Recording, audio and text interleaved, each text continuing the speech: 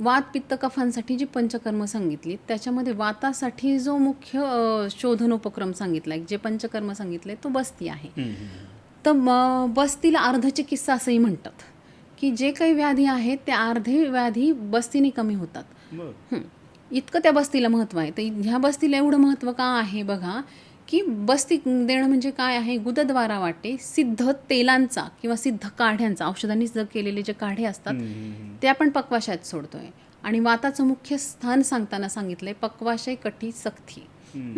म्हणजे आपण डायरेक्टली वाताच्या स्थानावरती जातोय आणि तिथे काम करतोय, त्याच्यामुळे वाताचं शमन लवकर होतंय. जसं आपण साधारण बघितलं, एखाद्या शत्रूला मारायचं असेल तर त्याच्या मुख्य तळावरती जाऊन आपण अटॅक करतो की लवकरात लवकर तो शत्रू जो आहे तो नेस्तनाबूत व्हावा. तसं हे डायरेक्टली पक्वाशयावर जातंय आणि तिथे जाऊन आहे ते वात कमी करतंय आणि त्याच्याने मग वाताचे आजार जे आहेत ते कमी होत आहेत.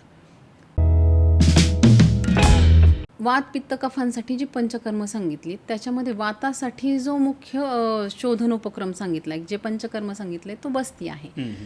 तर बस्तीला अर्धचिकित्सा असंही म्हणतात की जे काही व्याधी आहेत त्या अर्धे व्याधी बस्तीने कमी होतात. इतकं त्या बस्तीला महत्त्व आहे. तर ह्या बस्तीला एवढं महत्त्व का आहे बघा, की बस्ती देणं म्हणजे काय आहे, गुदद्वारा वाटे सिद्ध तेलांचा किंवा सिद्ध काढ्यांचा, औषधांनी जर केलेले जे काढे असतात ते आपण पक्वाशयात सोडतोय. आणि वाताचं मुख्य स्थान सांगताना सांगितलंय पक्वाशय कठी सख्ती.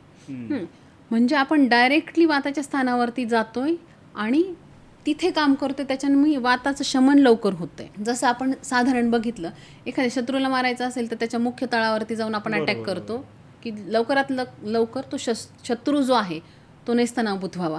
तसं हे डायरेक्टली पक्वाशयावर जातंय आणि तिथे जाऊन आहे ते वात कमी करतंय आणि त्याच्याने मग वाताचे आजार जे आहेत ते कमी होत आहेत.